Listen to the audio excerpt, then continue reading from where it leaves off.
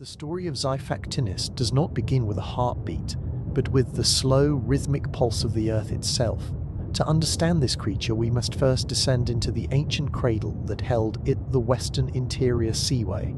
During the Late Cretaceous period, approximately 85 million years ago, the planet was much warmer than the world we know today.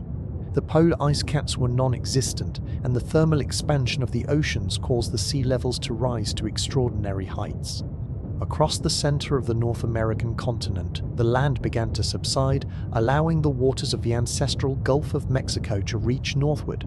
Simultaneously, the cool waters of the Arctic moved south to meet them. Where these two vast bodies of water merged, a prehistoric Mediterranean was born. This was not a deep abyssal ocean, but a vast, shallow epicontinental sea. It was a world of profound stillness and immense scale, stretching over 3,000 kilometers from north to south and nearly 1,000 kilometers wide. In this environment, the water was remarkably clear and calm. There were no massive mountain ranges nearby to shed heavy sediment into the basin, meaning the water remained pristine, filtered by the sheer distance from the rugged coastlines of Laramidia to the west and Appalachia to the east. As we drift through these ancient depths, the light from the Cretaceous sun filters down through the surface, reaching nearly to the sea floor. The average depth of this sea was only about 150 meters, a shallow shelf compared to the modern Pacific or Atlantic. Because the water was so shallow and the climate so warm, the entire water column maintained a gentle subtropical temperature. There were no freezing currents here. Instead, the water moved in slow, predictable gyres, carrying with it a silent, invisible treasure, trillions of microscopic organisms known as coccolithophores. These tiny, single-celled algae lived in the sunlit upper layers of the sea. They were the primary producers, the silent architects of the entire ecosystem. Each coccolithophore was encased in a minute shell of calcium carbonate. When these organisms completed their life cycles, their microscopic shells would drift slowly downward, falling like a constant invisible snow toward the seabed. This process, occurring over millions of years, created a thick layer of soft white carbonate mud. This mud would eventually compact and harden into the famous Niobrara Chalk, the very substance that would one day cradle and preserve the bones of Xiphactinus. On the floor of this sea, the environment was exceptionally quiet. Because the seabay was so wide and shallow, the heavy waves of the open ocean were dampened before they could reach the center. The bottom was a realm of soft pale sediment, largely undisturbed by strong currents. In many areas, the oxygen levels at the very bottom were low, creating a natural preservative environment. Scavengers were fewer here, and the lack of turbulent water meant that anything that fell to the bottom remained exactly where it landed. It was a perfect sanctuary for the dead, ensuring that the history of the era was written in stone with surgical precision. High above this chalky floor, the mid-water column was a realm of liquid light. This was the pelagic zone, the home of the great fish. The water here was rich in dissolved minerals, supporting a food web of immense complexity. Small fish and invertebrates thrived in the nutrient-dense currents, providing a constant source of energy for the larger inhabitants. There was no coral here, nor were there the kelp forests of modern temperate seas. It was a blue wilderness of open water, defined only by the direction of the sun and the subtle shifts in salinity, where the northern and southern waters mingled. In this chapter of Earth's history, the continent was a jigsaw of islands and flooded plains.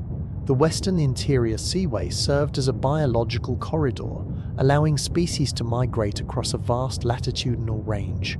The stability of this environment allowed for the evolution of specialized forms that could not exist in the more chaotic, deep ocean environments. Here, the conditions were set for a bony fish to grow to the size of a modern predatory whale. The stage was silent, the water was warm, and the sediment was soft. As the sun sets over the distant, low-lying horizon of the Cretaceous coast, the seaway remains a place of profound peace. The only sound is the gentle lap of water against the surface, a soft rhythm that has persisted for eons. Beneath that surface, in the darkening blue, the first shadows of the great ichthyodectids begin to move. They are the masters of this calm expanse, perfectly synchronized with the slow geological breathing of the inland sea. The foundation of their world is the white mud below, and their ceiling is the endless sky above. Here, in the heart of a flooded continent, the journey of Xiphactinus truly begins. The evolutionary journey of Xiphactinus is a testament to the long-term stability of specialized aquatic forms. It does not belong to any family of fish alive in the modern world, but rather to a distinct and entirely extinct order known as the Ichthyodectiformes. To trace its lineage, we must look back far beyond the Late Cretaceous, into the middle of the Jurassic period. This was a lineage defined by its skeletal rigidity and its commitment to the open ocean. Unlike many other fish lineages that moved between fresh and salt water, the Ichthyodectids were strictly marine, specialized for the chemical and physical demands of the high seas. The name Ichthyodectidae translates to fish biters, a neutral scientific description of their primary ecological role. This family represents a highly successful branch of the Teleostidae, the massive group of bony fish that dominates the oceans today. However, Xiphactinus and its relatives were part of an early base radiation. They possessed a unique combination of primitive and highly advanced features. While their skeletons were fully ossified and bony, their structural arrangements retained certain characteristics seen in much older ancestral fish. This lineage survived for over 90 million years, a duration of time that speaks to the perfection of their biological design within their specific niche. As the Jurassic gave way to the Cretaceous, the Ichthyodectidae began to diversify and increase in physical scale. Early members of the family were relatively modest in size, often no longer than a meter. However, as the global sea levels rose and the vast epicontinental seaways opened, the available space and resources triggered a trend toward gigantism. By the time Xiphactinus appeared in the fossil record, the family had reached its zenith. It was the largest and most specialized member of its clan, representing the final, most refined iteration of the fish biter morphalaga. The fossil record of this lineage is remarkably complete, thanks to the high mineral content of their heavy bones. While many fish have delicate, fragile skeletons that disappear shortly after death, the Ichthyodectids possess dense, robust vertebrae and thick cranial plates. This structural density is why we possess such a clear understanding of their evolution. We can see, through the progression of fossils across different geological strata, how their jaws became more vertical and how their bodies became more streamlined. They were an evolutionary success story that remained virtually unchanged in their basic body plan for tens of millions of years. Within the family tree, Xiphactinus shared the seas with smaller relatives such as Gylicus and Ichthyodectes. Despite their shared ancestry, each genus occupied a slightly different level of the food web. Gylicus, for instance, was a smaller, more delicate fish that likely fed on tiny organisms, while Xiphactinus evolved to occupy the role of a massive pelagic predator. This diversification allowed multiple members of the same family to coexist in the same waters without direct competition for the same resources. It was a balanced, familial distribution of roles that maintained the health of the Cretaceous ecosystem. The skeleton of Xiphactinus also reveals its place as a teleost or modern bony fish, though it existed in a world that would feel alien to us. The teleosts are characterized by a mobile premaxilla, the bone at the very front of the upper jaw. In Xiphactinus, this bone was not just mobile, it was a powerful mechanical tool. This evolutionary innovation allowed the fish to expand its mouth volume instantly, a trait that became a defining characteristic of the entire Ichthyodectid lineage. This mechanical advantage was one of the key factors that allowed them to dominate the open water niches for so long. To look upon a fossil of Xiphactinus is to see the result of millions of years of selective pressure. Every curve of the spine and every serration on the fins was honed by the requirement of surviving in the vast, predator-rich waters of the prehistoric ocean. They were not primitive in the sense of being poorly adapted. They were sophisticated, high-performance biological machines. Their extinction was not a result of biological failure, but of a total transformation of the global environment that they had so perfectly mastered. As we move forward in our journey, we recognize Xiphactinus not as a lonely anomaly, but as the crowning achievement of a long and storied line of marine travelers. They were the sentinels of the Cretaceous seas, a lineage that witnessed the rise and fall of the dinosaurs from the quiet, blue depths. Their story is written in the layers of the earth, a silent chronicle of a family that wants to find the very meaning of a successful life in the open ocean. The physical presence of Xiphactinus in the late Cretaceous seas was a marvel of biological engineering and sheer scale. In an era often defined by massive marine reptiles, this bony fish held its own as a true giant of the pelagic zone. When we examine the fossilized skeletons recovered from the Niobrara Chalk, we are confronted with a creature that reached lengths of up to 6 meters. To visualize this, one must imagine a fish the length of a modern-day transport van, possessing a mass that likely exceeded several hundred kilograms. It was the largest bony fish of its time, occupying a size bracket that few other teleosts in Earth's history have ever approached. The body of Xiphactinus was characterized by a distinct lateral compression. Unlike the rounded, barrel-shaped bodies of some modern tuna, Xiphactinus was somewhat flattened from side to side. This anatomical profile served a specific hydrodynamic purpose, allowing the fish to present a narrow silhouette when viewed from the front or back, while maintaining a large surface area along its flanks for muscle attachment. This slab-sided morphology is a hallmark of fish designed for high-speed cruising in open environments where there are no obstacles to navigate. It allowed for efficient movement through the water column with minimal displacement. The skeletal framework that supported this massive frame was entirely ossified, meaning it was composed of hard, mineralized bone rather than the flexible cartilage found in sharks. This bony structure provided a rigid anchor for the powerful red and white muscle tissues that powered its movement. The vertebral column was particularly robust, consisting of large, disc-shaped vertebrae that were tightly interlocked to prevent the body from buckling under the strain of high-speed swimming. As the fish moved, these vertebrae acted as a central mast, transferring the kinetic energy from the trunk muscles directly to the tail with incredible efficiency. Despite its great length, Xiphactinus was not a heavy or sluggish animal. Its skeleton was optimized for a balance between strength and weight.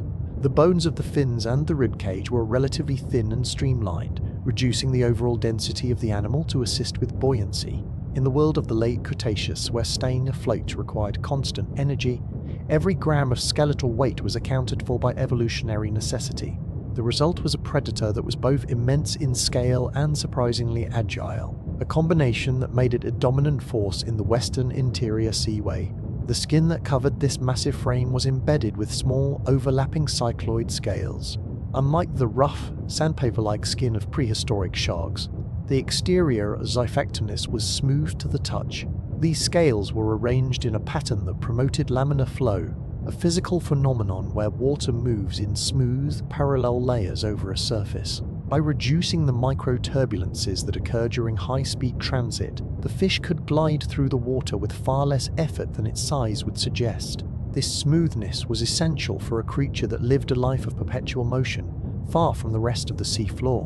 When viewed in profile, the most striking aspect of its dimensions was the depth of its body. The distance from the top of the dorsal ridge to the bottom of the belly was significant, giving the fish a powerful, imposing silhouette. This deep-bodied shape provided the internal volume necessary for a highly developed respiratory system and a large digestive tract. In the oxygen-rich surface waters of the Cretaceous, this large surface area may also have played a role in thermoregulation, allowing the fish to absorb or dissipate heat as it moved between different thermal layers of the sea. The dimensions of Xiphactinus were not merely about size, but about the occupation of an ecological vacuum. By growing to such immense proportions, it moved beyond the reach of smaller predators and established itself as a primary consumer of mid-sized marine life. Its size was its greatest defense and its most effective tool for hunting. In the quiet, sun-drenched waters of the ancient seaway, the sight of a 6-meter Xiphactinus would have been a testament to the limitless potential of bony fish evolution. It was a masterpiece of prehistoric anatomy, a giant built of bone and muscle, perfectly scaled for the vastness of its world. As we continue to observe this ancient giant, we look past its overall scale to the specific tools that allowed it to interact with its environment. The grand dimensions of its body were served by a specialized head and jaw, a mechanical marvel that defined its life as a predator. The scale of the animal was impressive, but the precision of its anatomy was what truly allowed it to thrive. In the next chapter, we will look closer at the architecture of the skull, where the strength of bone met the necessity of the hunt. The skull of Xiphactinus was a masterpiece of specialized biological engineering, designed to withstand the immense physical stresses of pelagic life. Unlike the skulls of many modern fish, which are often light and flexible, the cranium of this ancient teleost was a heavy, reinforced fortress of bone. Every plate and suture was optimized for high-speed impact and the containment of large, struggling prey.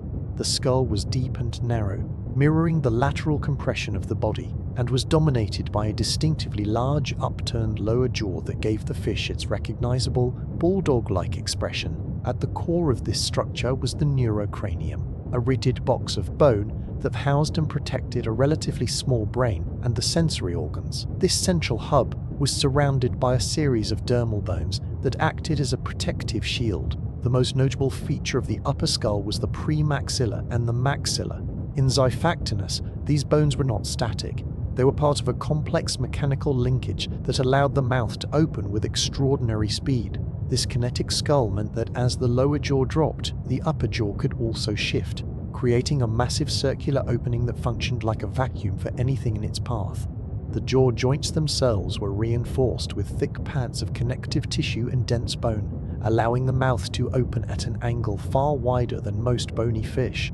This wide gape was essential for an animal that frequently consumed prey nearly half its own length. The lower jaw, or mandible, was particularly massive, providing a deep anchor for the muscles that controlled the snap closure of the mouth. This mechanical arrangement ensured that once the jaws were closed, they remained locked with significant force, preventing the escape of slippery, hydrodynamically efficient prey. Deep within the facial architecture lay the suspensorium, a series of bones that connected the jaws to the neurocranium. These bones acted like the struts of a bridge, distributing the shock of a strike throughout the entire skull, rather than concentrating it in a single weak point. This allowed Xiphactinus to strike at high speeds without risking structural damage to its own head. The heavy ossification of these elements is why Xiphactinus skulls are often found in such excellent condition. They were built to endure, even in life, the most violent of physical interactions. The orbitals, or eye sockets, were large and positioned laterally, providing a wide field of view. These sockets were bordered by a ring of circumorbital bones that protected the delicate ocular tissue. The size of these openings indicates that Xiphactinus relied heavily on visual data to navigate the sunlit upper layers of the Western Interior Seaway. Furthermore, the snout was relatively short, a trait that placed the eyes closer to the front of the strike zone, likely improving the fish's ability to judge distance as it approached its target through the clear, prehistoric water. On the underside of the head, the branchial arches supported the gills, providing the massive amounts of oxygen required for such a large, active body. These arches were protected by the operculum, a series of large, flat, bony plates that functioned as the gill covers. In Xiphactinus, the opercular bones were broad and smooth, contributing to the overall hydrodynamic efficiency of the head as the fish swam. The shape of the head and gill covers directed the flow of water smoothly along the sides of the body, reducing drag and allowing for the silent approach of a predator. To look at the skull of Xiphactinus is to see a tool refined by the relentless demands of the Cretaceous environment. There was no wasted space and no unnecessary ornamentation. Every ridge provided a point of attachment for powerful tendons, and every opening served a vital sensory or respiratory function. It was a dense, functional engine of bone that sat at the front of a 6-meter frame, leading the fish through the currents with purpose and precision. As we move from the external architecture of the skull into the interior of the mouth, we encounter the specific armaments that made this fish a master of its domain. The bones of the jaw were merely the frame for the teeth-sharp, varied, and formidable. In the next chapter, we will examine the dental specialization that allowed Xiphactinus to secure its place at the top of the marine food web, turning its reinforced skull into a highly effective tool for survival. The interior of the Xiphactinus mouth was a landscape of specialized weaponry, characterized by a dental arrangement that was as irregular as it was effective. Unlike many modern predatory fish that possess uniform, needle-like teeth, the teeth of Xiphactinus were notable for their varied sizes and strategic placement. Often referred to as fang-like, these teeth were straight, sturdy, and pointed, with some reaching lengths of several centimeters. This jagged profile ensured that any prey captured within the initial strike would be immediately impaled, preventing the victim from utilizing its own hydrodynamic shape to slip away. The most significant anatomical feature of these teeth was their method of attachment. Xiphactinus possessed a V-codent style of tooth implantation, meaning each tooth was set into a deep, individual socket within the alveolar bone of the jaw. This is a highly robust form of attachment, more commonly associated with mammals and crocodilians than with typical bony fish. This deep rooting allowed the teeth to withstand massive lateral pressure and the frantic struggling of large prey.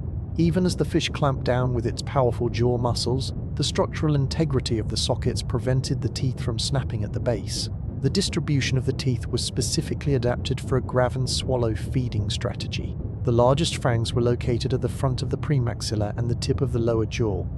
These acted as the primary piercing tools during the initial strike. Moving further back into the mouth, the teeth became slightly smaller but remained densely packed. This ensured that as the prey was manipulated toward the throat, it was constantly held in place by multiple points of contact. There were no grinding surfaces. The teeth were designed exclusively for securing and directing food, as Xiphactinus did not possess the ability to chew. The enamel coating on these teeth was smooth and exceptionally hard, specialized for piercing the thick scales of other Cretaceous fish, unlike the serrated teeth of sharks, which are designed to saw through flesh and bone. The smooth edges of Xiphactinus' teeth allowed for a clean, deep puncture. This was essential for its hunting method, which relied on a single decisive strike to incapacitate prey. Fossil evidence shows that these teeth were replaced throughout the animal's life, ensuring that the predator always possessed a functional and sharp set of armaments. Beneath the primary teeth, the palatine bones located on the roof of the mouth were also equipped with smaller, secondary teeth. These worked in conjunction with the main jaw teeth to provide a multi-layered grip. When the fish opened its mouth to swallow, these palatal teeth helped ratchet the prey toward the esophagus. This pharyngeal assistance was a critical component of the swallowing mechanism, allowing Xiphactinus to consume organisms that were nearly as wide as its own body. The entire oral cavity was, in effect, a one-way corridor designed for the efficient transport of large bass. Through the study of fossilized remains, paleontologists have noted that the teeth of Xiphactinus often show signs of wear and occasional breakage, reflecting the high-energy nature of their lives. However, the sheer density of the bone surrounding the sockets meant that even when a tooth was lost, the jaw itself remained intact. This dental resilience allowed the fish to maintain its position as an apex predator over a long lifespan.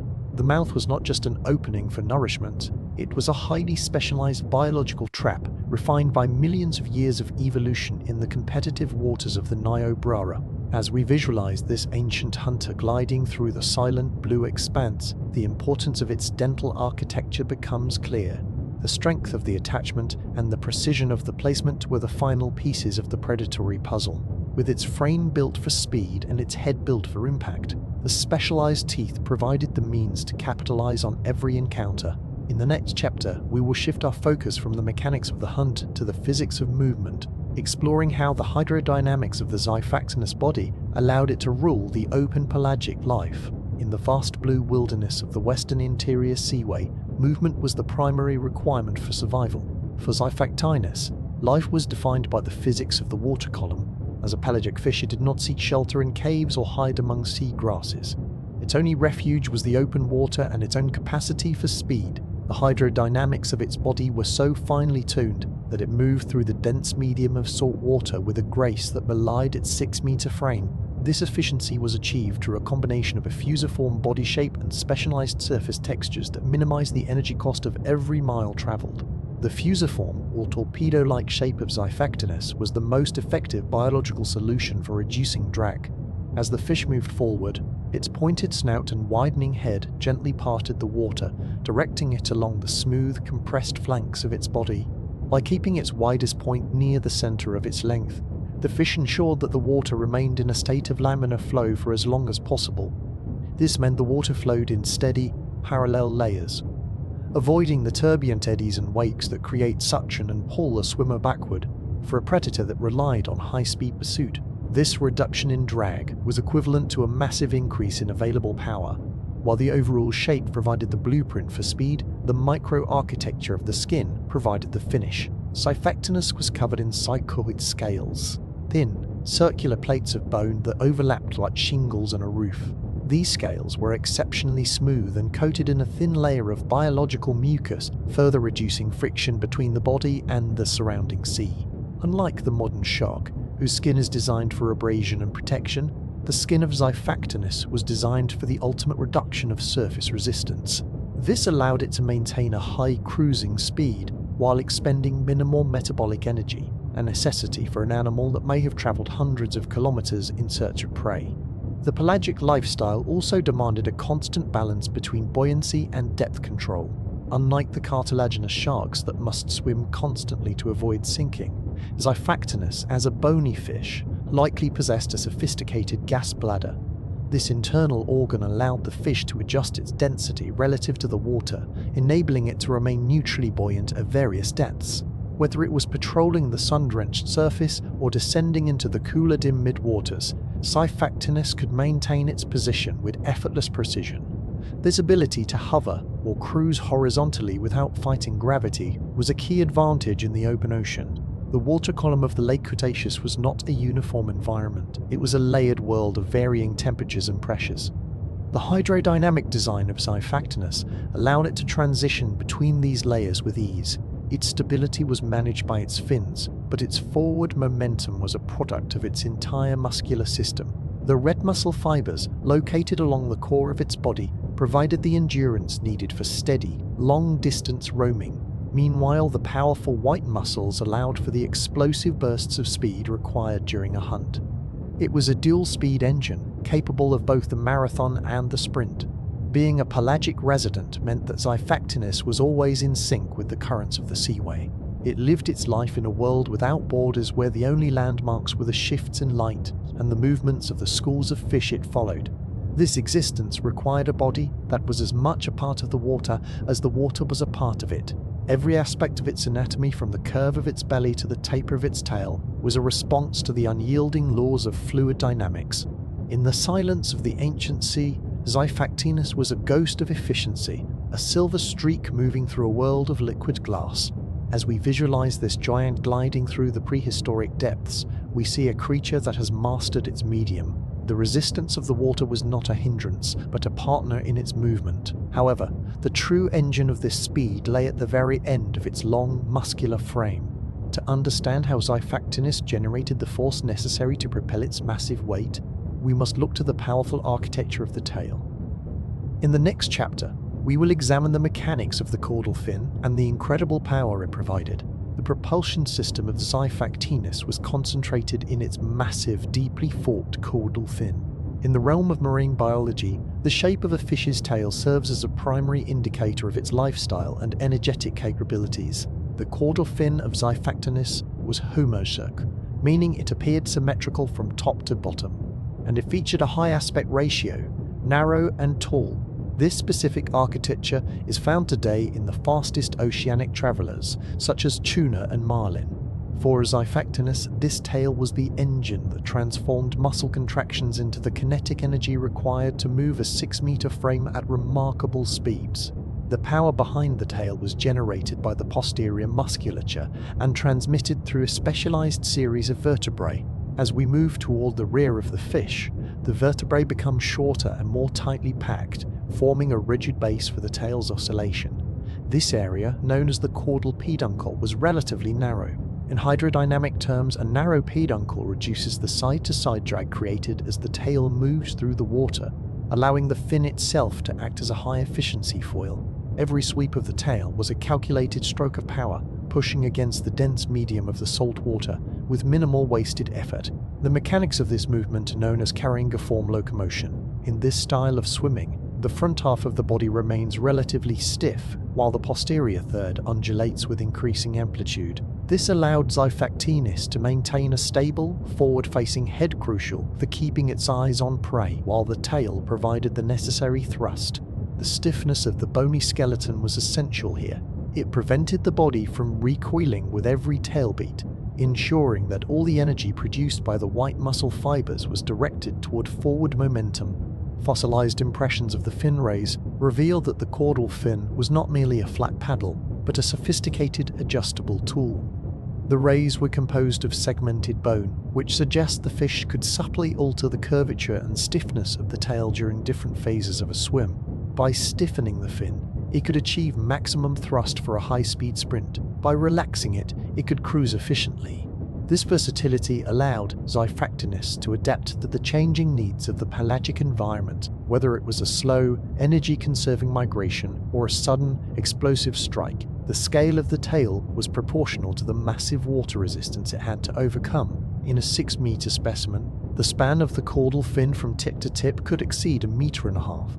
This large surface area acted like a massive sail underwater, catching the water and propelling the fish forward in powerful surges. Because the water in the Western Interior Seaway was warm and lacked the heavy turbulence of the open Atlantic, the efficiency of this propulsion was likely at its theoretical maximum. The fish moved with a silent, rhythmic pulse that would have been felt as a low-frequency vibration by any organism in its vicinity. As we observe the skeletal remains of this great fin, we see the conclusion of a biological design focused entirely on speed. The tail was the final word in the creature's physical argument for dominance. It provided the velocity that made the teeth effective and the endurance that made the size sustainable. However, speed is only useful if it can be directed. While the tail provided the power, a different set of structures was required to steer this massive frame through the three-dimensional space of the sea. In the next chapter, we will examine the pectoral fins and their role in providing stability and navigation. If the caudal fin was the engine of Xiphactinus, then the pectoral fins were its rudders and stabilizers. Located just behind the gill covers on either side of the body, these fins were remarkably long and blade-like. In large specimens, the pectoral fins could reach lengths of nearly 1 meter, extending outward into the water column like the wings of a glider. Unlike modern reef fish that use their pectoral fins to paddle or hover in place, Xiphactinus used these structures to manage its trajectory and maintain a level plane as it traversed the open sea. The internal anatomy of the pectoral fin was anchored by a robust series of bones known as the pectoral girdle. This structure was fused to the back of the skull, providing a rigid foundation that could withstand the immense pressure of water rushing past at high speeds. The fin rays themselves were thick and tightly packed, creating a stiff surface that resisted bending. This rigidity was essential for a high-speed pelagic predator. It allowed the fish to use the fins as hydrofoils. By subtly tilting the angle of these wings, Xiphactinus could generate lift to move upward or create downward pressure to dive, all without breaking its steady rhythmic swimming pace. Stability was perhaps the most critical function of these fins. Because Xiphactinus had a deep, laterally compressed body, it was naturally prone to rolling, tipping from side to side. The wide span of the pectoral fins acted as a counterbalance. Much like the outriggers on a canoe, this lateral stability ensured that the fish remained upright and its eyes stayed level with the horizon, a necessity for tracking prey in a three-dimensional environment. In the calm, clear waters of the Niobrara Sea, this steady posture allowed for the high-precision visual tracking required to execute a successful strike. The placement of the pectoral fins low on the body also assisted in braking, while Xiphactinus was built for forward momentum. It occasionally needed to shed speed rapidly, particularly when approaching a target or navigating around a larger obstacle. By flaring the pectoral fins outward at a sharp angle, the fish could create a massive amount of drag, acting as a biological parachute. This sudden deceleration combined with a powerful sweep of the tail allowed for the sudden sharp turns that characterized the final moments of a pursuit. Furthermore, the pectoral fins played a role in energy conservation. During long-distance migrations across the Western Interior Seaway, Xiphactinus could set its fins at a specific glide angle. This allowed the fish to utilize the natural lift generated by its forward motion, much like a soaring bird uses its wings to stay aloft with minimal effort. This ability to glide meant that the fish could cover vast distances while consuming far less metabolic energy than a fish that relied solely on muscle power. It was a strategy of efficiency that allowed a predator of such immense size to thrive in an environment where food sources might be widely dispersed. As we visualize this great fish navigating the prehistoric currents, we see a creature in total control of its movement. The pectoral fins provided the grace and precision that complemented the raw power of the tail. Together, they made Xiphactinus a master of the three-dimensional blue. But the true evidence of its mastery is not found in its fins alone, but in the contents of its stomach, preserved for eternity in the chalk. In the next chapter, we will examine the most famous fossil discovery in paleontological history, the evidence of what Xiphactinus chose for its final meal. The most significant contribution to our understanding of Xiphactinus behavior came in 1952, within the fossil-rich bluffs of Gove County, Kansas. George F. Sternberg, a renowned paleontologist, uncovered a fossil that would become one of the most iconic images in natural history. This specimen, now housed in the Sternberg Museum of Natural History, features a nearly perfect 4-meter-long Xiphactinus skeleton. What makes this discovery extraordinary is not the predator itself, but the fact that it contains the complete, undigested skeleton of its last meal, a 2-meter-long fish known as Gylicus arcuatus. This fish within a fish specimen provides definitive physical proof of the diet and hunting mechanics of Xiphactinus. The Gylicus is positioned within the rib cage of the larger fish, extending from just behind the skull down toward the midsection. The preservation is so meticulous that scientists can observe the orientation of the prey. The Gylicus was swallowed head first, a common strategy among predatory fish to ensure that the fins of the prey fold down flat against its body, preventing it from becoming lodged in the predator's throat.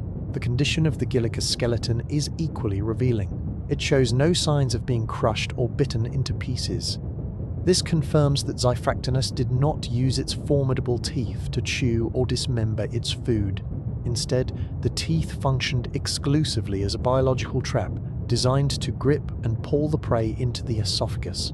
Once the prey passed the threshold of the jaws, it was moved into the stomach in its entirety.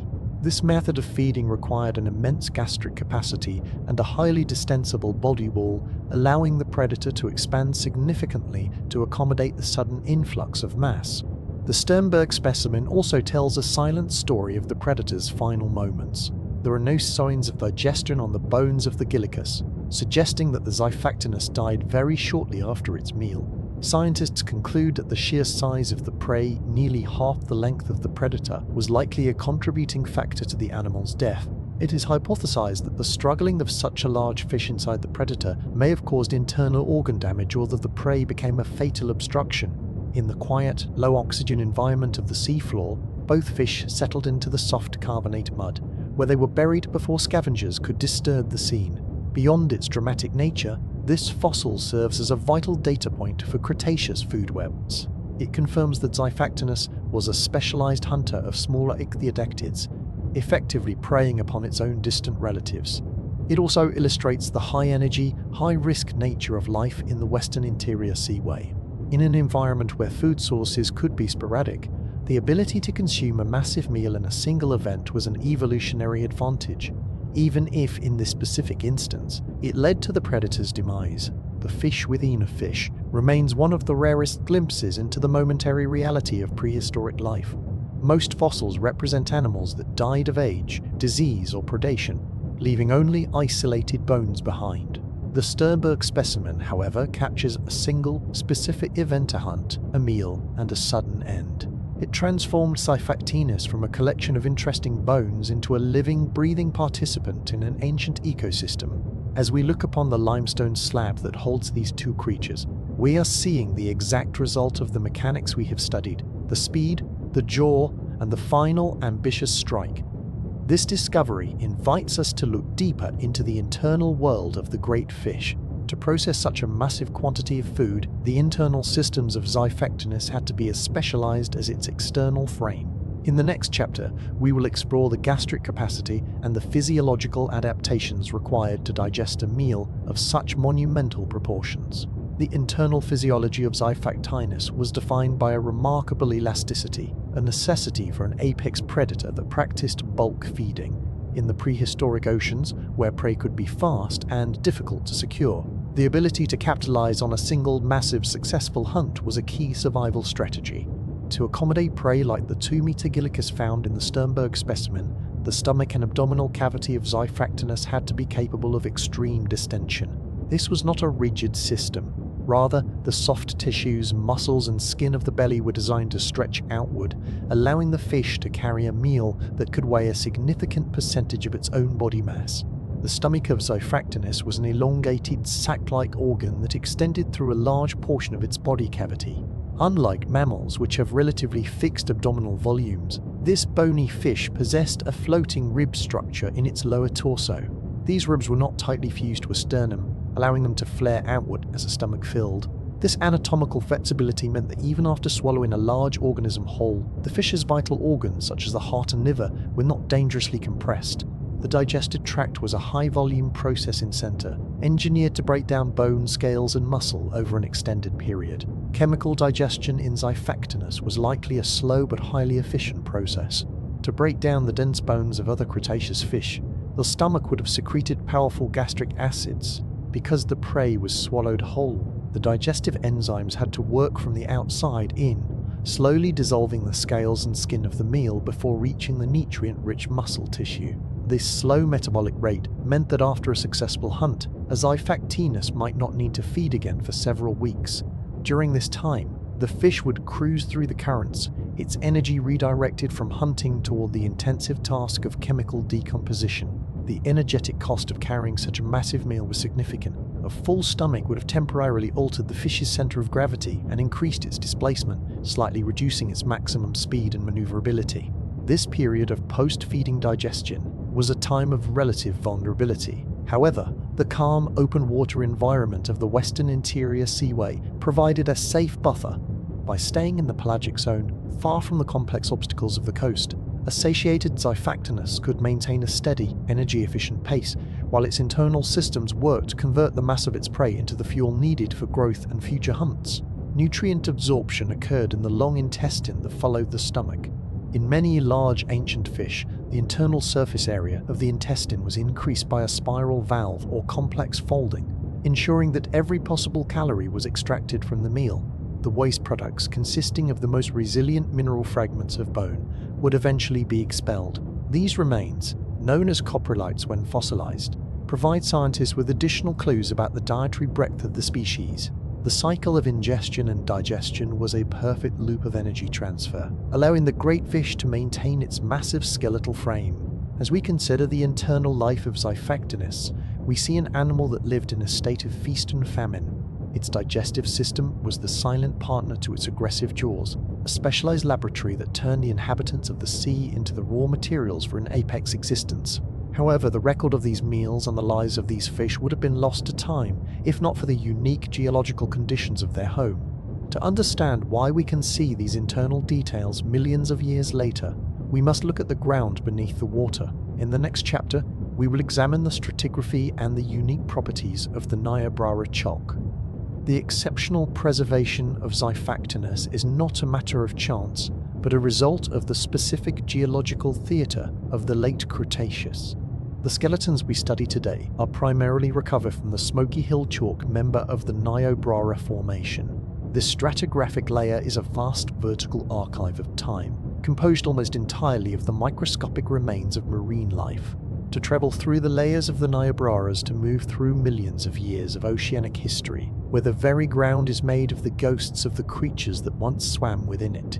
The composition of this chalk is its most defining characteristic. It is formed from coccoliths, the microscopic plate-like structures of calcium carbonate shed by trillions of golden brown algae. As these organisms died, they drifted to the seafloor in a constant, invisible rain. Over the course of 5 million years, this biological debris accumulated into massive deposits, some reaching thicknesses of over 200 meters.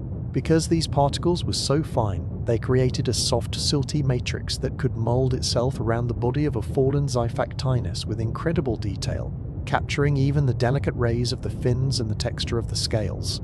The preservation process was further aided by the chemical environment of the seafloor. In the deeper parts of the Western Interior Seaway, the bottom waters were often anoxic or depleted of oxygen. This lack of oxygen was a crucial preservative factor. It meant that there were very few scavengers such as crabs or bottom-feeding fish to pull a carcass apart. Furthermore, the bacteria that caused decay were less active in these oxygen-poor zones. When a Xiphactinus sank to the bottom, it was often buried in the soft ooze before it could be disturbed, allowing its skeleton to remain articulated in the exact position it held at the moment of its final descent. Stratigraphy also allows paleontologists to determine the relative age and duration of the Xiphactinus lineage. The Niobrara Chalk is divided into several biozones, defined by the presence of specific index fossils like inocoramid clams and cephalopods.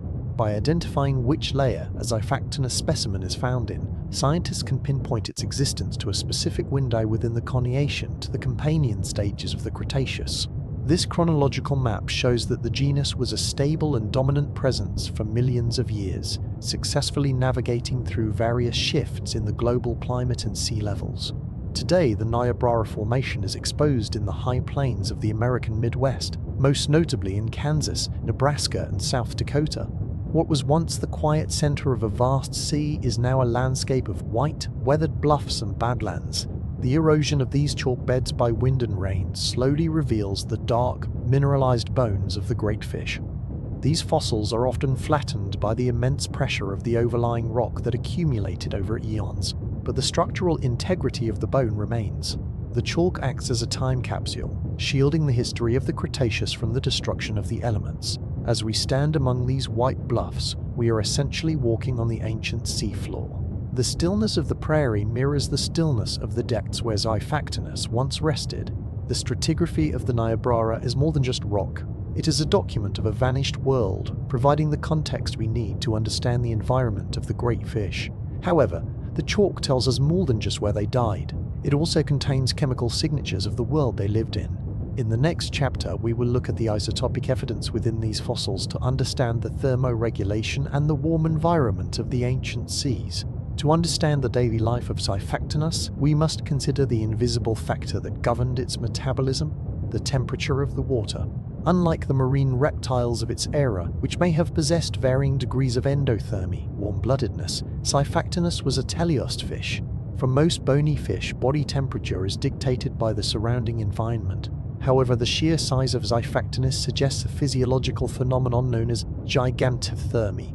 Because of its massive bulk, its body would have retained heat generated by its swimming muscles much longer than a smaller fish, allowing it to maintain a more stable internal temperature, even as it moved through different thermal layers. The Western Interior Seaway was an ideal laboratory for a giant ectotherm. Isotopic analysis of the oxygen trapped within the fossilized tooth enamel of Xiphactinus provides a geochemical thermometer of the Late Cretaceous. By measuring the ratio of oxygen-18 to oxygen-16 isotopes, scientists have determined that the surface waters remained a consistent 20 degrees Celsius to 28 degrees Celsius. These subtropical temperatures provided a high-energy environment where Xiphactinus could maintain a high metabolic rate without the need for the complex internal heating systems found in modern mammals or birds. This warm water environment directly influenced the fish's growth and activity levels.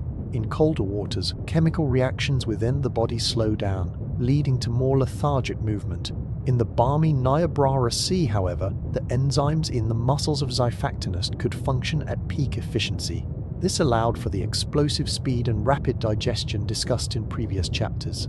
The warm environment acted as an external battery, fueling the rapid growth rates necessary for a fish to reach 6 meters in length within a relatively short lifespan. Evidence from growth rings found in Xiphactinus vertebra, similar to the rings in a tree trunk, reveals how these fish responded to seasonal temperature shifts. While the seaway was generally warm, there were subtle fluctuations between the summer and winter months. During the warmer periods, the spacing between the rings is wider, indicating a burst of rapid growth fueled by abundant food and optimal temperatures. In the slightly cooler months, growth slowed, but the massive size of the fish acted as a thermal buffer, preventing its metabolic processes from stalling. Furthermore, the lack of extreme temperature gradients in the shallow seaway meant that Xiphactinus did not have to contend with thermal shock. In modern oceans, a deep dive can result in a sudden drastic drop in temperature, which requires specialized adaptations in the heart and brain. In the Niobrara, the water column was more vertically mixed. This thermal consistency allowed Xiphactinus to hunt at any depth, from the sunlit surface to the dim seafloor, with the same level of predatory efficiency. Its entire physiology was a reflection of the stable, heated world it inhabited. As we look at the fossilized remains, we are looking at a creature that was a solar-powered engine sustained by the heat of a greenhouse Earth. The warmth of the water was the invisible hand that guided its evolution toward gigantism. But to navigate this warm, vast expanse, the fish needed more than just a fast metabolism. It needed to sense the world around it with incredible clarity. In the next chapter, we will explore the auditory and sensory systems that allowed Xiphactinus to hear and feel the vibrations of the ancient sea. To understand the daily life of Xiphactinus, we must consider the invisible factor that governed its metabolism, the temperature of the water.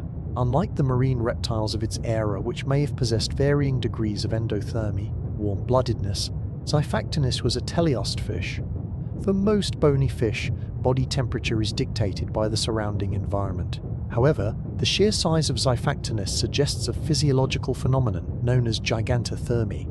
Because of its massive bulk, its body would have retained heat generated by its swimming muscles much longer than a smaller fish, allowing it to maintain a more stable internal temperature, even as it moved through different thermal layers.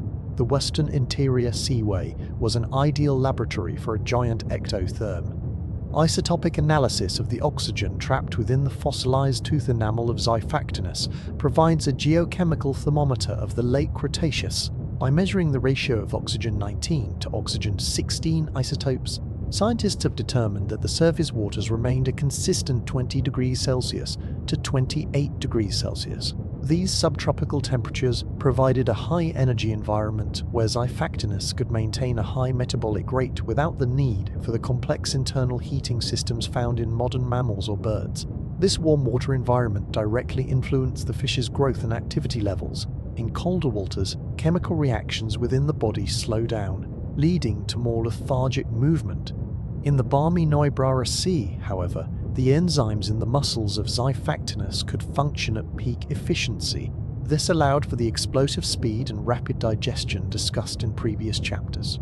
The warm environment acted as an external battery, fueling the rapid growth rates necessary for a fish to reach 6 meters in length within a relatively short lifespan. Evidence from growth rings found in Xiphactinus vertebrae similar to the rings in a tree trunk reveals how these fish responded to seasonal temperature shifts. While the seaway was generally warm, there were subtle fluctuations between the summer and winter months. During the warmer periods, the spacing between the rings is wider, indicating a burst of rapid growth fueled by abundant food and optimal temperatures.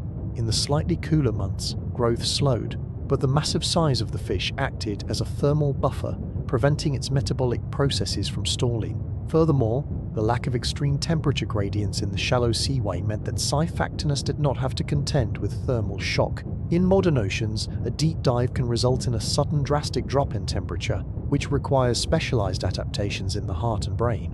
In the Niobrara, the water column was more vertically mixed. This thermal consistency allowed Xiphactinus to hunt at any depth, from the sunlit surface to the dim sea floor, with the same level of predatory efficiency. Its entire physiology was a reflection of the stable, heated world it inhabited. As we look at the fossilized remains, we are looking at a creature that was a solar-powered engine sustained by the heat of a greenhouse Earth. The warmth of the water was the invisible hand that guided its evolution toward gigantism. But to navigate this warm, vast expanse, the fish needed more than just a fast metabolism. It needed to sense the world around it with incredible clarity. In the next chapter, we will explore the auditory and sensory systems that allowed Xiphactinus to hear and feel the vibrations of the ancient sea. In the vast blue silence of the Late Cretaceous, Xiphactinus relied on a sophisticated suite of sensory tools to navigate and hunt. While the water was clear, the open ocean provides no landmarks, making the ability to detect subtle changes in the environment a necessity for survival. The sensory world of this great fish was a combination of high-resolution vision and a keen sensitivity to the vibrations of the water itself. Through the study of fossilized neurocrania, we can reconstruct the pathways of its nerves and the size of its sensory chambers, revealing a predator that was deeply attuned to the rhythmic pulse of its environment. The most prominent sensory feature of the Xiphactinus skull is the size of the orbital cavities. These large openings indicate that the eyes were significant in size, likely specialized for detecting movement and silhouettes against the downwelling light of the sun. In the upper layers of the Western Interior Seaway, vision would have been the primary method for identifying prey from a distance. The placement of the eyes provided a wide field of peripheral vision, allowing the fish to monitor its surroundings for both potential meals and the shadows of larger predators such as the mosasaurs that shared its waters. Beyond sight, Xiphactinus possessed an internal auditory system capable of detecting low-frequency sounds. Within the brain case, paleontologists have found evidence of large semicircular canals and chambers for otoliths. small calcium carbonate ear stones. These otoliths functioned as biological accelerometers, vibrating in response to sound waves traveling through the water. Because water is a much more efficient conductor of sound than air, Xiphactinus could likely hear the frantic tail beats of a distressed fish or the distant movement of a school of Gillicus from kilometers away. This auditory sense provided a long-range, early warning system for locating food. The fish also utilized a lateral line system, a sensory organ unique to aquatic vertebrates. This system consisted of a series of fluid-filled canals running along the length of the body, just beneath the scales. Specialized cells called neuromasts detected minute changes in water pressure and displacement. As Xiphactinus moved, the lateral line acted like a biological sonar, allowing the fish to feel the wake of other animals and navigate around obstacles in low-light conditions. Even in the dark or in murky water, this tactile sense provided a three-dimensional map of the immediate area. The olfactory system of Xiphactinus, while present, appears to have been secondary to its visual and mechanical senses. The nasal capsules in the snout were relatively small compared to the massive orbital and auditory structures. In the fast-moving pelagic world, chemical trails are easily dispersed by currents, making smell less reliable than the instant feedback of sight and vibration. Xiphactinus was a predator of movement. It reacted to the flash of a silver flank and the pressure wave of a swimming prey item, using its brain to integrate these multiple streams of data into a single, lethal trajectory. This sensory integration was managed by a brain that, while small by mammalian standards, was highly developed in the areas responsible for motor control and sensory processing. The optic lobes and the cerebellum, the part of the brain that coordinates movement, were likely the most prominent features. This allowed for the high-speed precision required to close the gap between predator and prey in a matter of seconds. In the quiet of the ancient sea, Xiphactinus was never truly in the dark. It was constantly bathed in a stream of information, reading the water like a living, liquid map. As we visualize this giant moving through the prehistoric depths, we see it not as a blind force, but as a highly aware and reactive organism. It senses with the invisible threads that connected it to the life of the seaway, but Xiphactinus was not alone in its success. Its family, the Icthiodectidae, had established a global presence. In the next chapter, we will expand our view beyond the Niobrara to explore the global distribution of these fish biters across the ancient oceans of the world. While the most famous remains of Xiphactinus are synonymous with the chalk beds of Kansas, the Icthiodectidae family was by no means a local phenomenon. These fish biters were a global success story, their fossils found in marine deposits on nearly every continent. This wide distribution indicates that the family possessed a high degree of evolutionary plasticity, allowing them to traverse the open ocean corridors of the Tethys Ocean and the burgeoning Atlantic. From the shallow seas of Europe to the coastal waters of Australia and South America, the Icthiodectids were the silver-scaled sentinels of the late Cretaceous world. The ability of this family to spread so far was rooted in their pelagic nature. Unlike species tied to specific coral reefs or coastal mangroves, the Icthiodectids were masters of the blue water highways. The same hydrodynamic efficiency and endurance we observe in Xiphactinus audax were present in its relatives across the globe. This allowed them to follow shifting currents and migrating schools of prey across deep oceanic basins that would have acted as barriers to less capable swimmers. They were true cosmopolitans, thriving in diverse latitudes and varying oceanic conditions. In the Northern Hemisphere, significant Icthiodectid remains have been recovered from the chalk pits of England and the limestone quarries of Lebanon.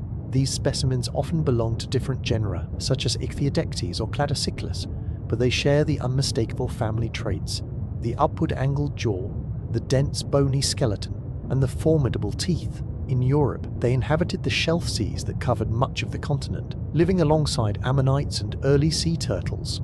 The consistency of their body plan across these vast distances suggests that their biological design was a global optimum for a large-scale bony predator.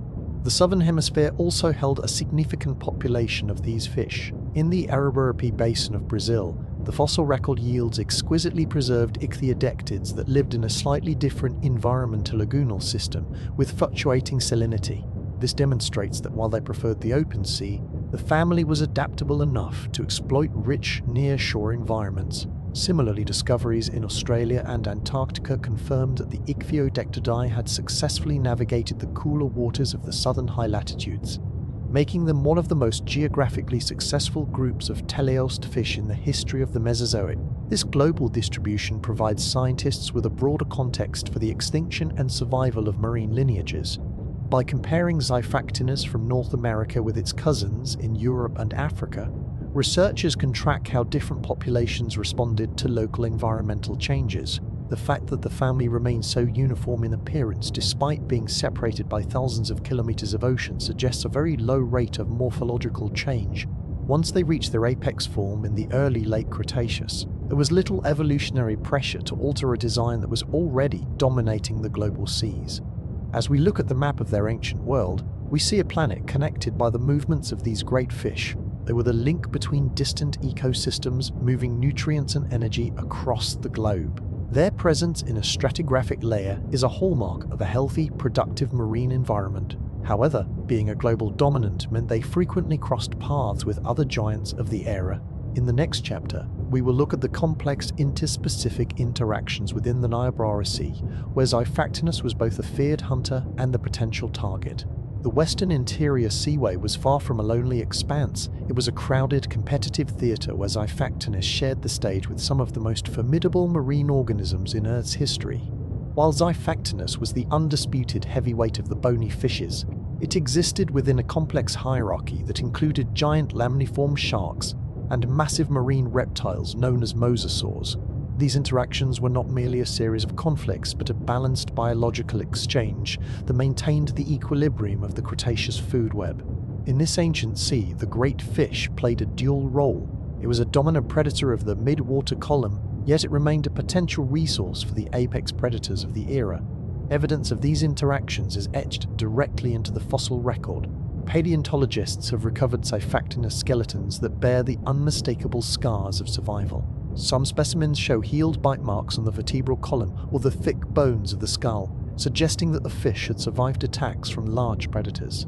The shape and spacing of these dental impressions often match the teeth of Cretoxohina mantelli, a massive prehistoric shark, also known as the Jinzu shark. These encounters were likely high-speed skirmishes occurring in the sunlit upper layers of the water, where the speed of Xiphactinus was its primary defense against the shearing power of a shark's bite. Conversely, Xiphactinus was a significant pressure on the populations of smaller marine life. It coexisted with various species of Hesperornis, a flightless loon-like diving bird that swam through the seaway. While no fossil currently shows a Xiphactinus consuming a Hesperornis, both animals occupied the same hunting grounds and competed for the same schools of small fish. The presence of Xiphactinus likely influenced the behavior and diving patterns of these birds, forcing them to remain vigilant against a strike from below. This landscape of fear ensured that no single species could overexploit the abundant resources of the seaway. We teemed choir. The relationship between Xiphactinus and the mosasaurs, giant lizards that returned to the sea, was one of mutual avoidance and occasional predation. Mosasaurs like Telosaurus were the undisputed apex predators of the Niobrara, reaching lengths of 12 meters or more. Fossilized stomach contents of large mosasaurs have occasionally yielded the crushed remains of Xiphactinus, proving that even a 6-meter bony fish was not immune to the power of these reptiles. However, because Xiphactinus was specialized for high-speed pelagic cruising, it likely stayed further out in the open water, while the mosasaurs often frequented the productive margins of the seaway. Smaller interactions were equally vital to the ecosystem. Xiphactinus served as a mobile habitat for various commensal organisms. It is highly probable, based on modern analogies and fossilized evidence of similar fish, that they hosted specialized parasites and remora-like hitchhikers. Furthermore, upon the death of Xiphactinus, its massive carcass became a concentrated source of nutrients for the seafloor. Thousands of sharp teeth are often found scattered around Xiphactinus remains, indicating that scavengers would descend upon a fallen giant, stripping the flesh and recycling the energy back into the ecosystem before the bones were buried by the falling chalk. As we visualize these ancient waters, we see a world defined by its connections. Xiphactinus was a central pillar in this structure, a bridge between the microscopic primary producers and the gargantuan reptiles of the deep. Its life was a constant navigation of these relationships, hunting, competing, and evading. This complex social and ecological fabric was what allowed the seaway to flourish for millions of years. But while its interactions were dynamic, the physical makeup of the fish remained remarkably consistent. In the next chapter, we will look closer at the exterior of the animal, exploring the soft tissue and scales that defined its outward appearance. While the skeletal remains of Xiphactinus provide the structural blueprint of the great fish, it was the soft tissue and scales that defined its living presence in the water. In the rare instances where the Niobrara Chalk has preserved impressions of the animal's exterior, we see a creature designed for absolute smoothness. The skin of Xiphactinus was not armored with plates or heavy skeets. Instead, it was covered in a dense coat of cycloid scales. These scales were thin, circular, and flexible, lacking the enamel-like ganoine coating found in more primitive fish. This flexibility was essential, as it allowed the fish's body to bend and undulate without the mechanical resistance that rigid scales would impose. Each scale was positioned in an overlapping pattern, similar to the tiles on a high-speed submersible. This arrangement created a nearly seamless surface that promoted laminar flow, a state where water glides over the body in smooth, parallel layers. Any protrusion or roughness on the skin would have created micro-turbulences, which act as a form of liquid glue, pulling back on the swimmer and wasting precious energy. By maintaining a smooth, streamlined exterior, Xiphactinus could maintain its high cruising speeds with the efficiency of a modern-day marlin. The scales were also likely embedded with a layer of biological mucus, a common trait in pelagic fish that further reduces frictional drag by up to 30%. Beyond the scales, the musculature of Xiphactinus was a massive and highly organized system. Because it was a teleost, its muscles were arranged in myomeres, 100 blocks of muscle fibers that ran along the length of the body. These blocks were separated by thin sheets of connective tissue called myosipta, which acted as biological tendons, transferring the force of muscle contractions directly to the vertebral column and the tail. In a fish of this size, the volume of muscle was immense. The trunk of the fish was essentially a solid engine of red and white muscle, allowing it to oscillate its body with enough force to propel its multi-hundred-kilogram mass through the dense medium of salt water. The distribution of these muscle types tells us much about the fish's behavior. The red muscle was likely concentrated in a thin layer along the midline, specialized for sustained aerobic swimming, the long-distance patrolling of the seaway. The white muscle, which makes up the bulk of the body, was utilized for anaerobic bursts of speed. This allowed Xiphactinus to transition from a calm, drifting state to a sudden, explosive strike in a fraction of a second. This muscular duality is a hallmark of high-performance predators that must cover vast distances but also execute precise, high-energy attacks. Internal soft tissues such as the gills were equally specialized. The gill filaments had to be exceptionally large and well perfused with blood to extract enough oxygen to fuel such a massive metabolism. As Xiphactinus swam with its mouth slightly agape, a process known as ram ventilation, a constant stream of oxygen-rich water was forced over the gills. This eliminated the need for the fish to actively pump its gill covers, saving energy during high-speed transit.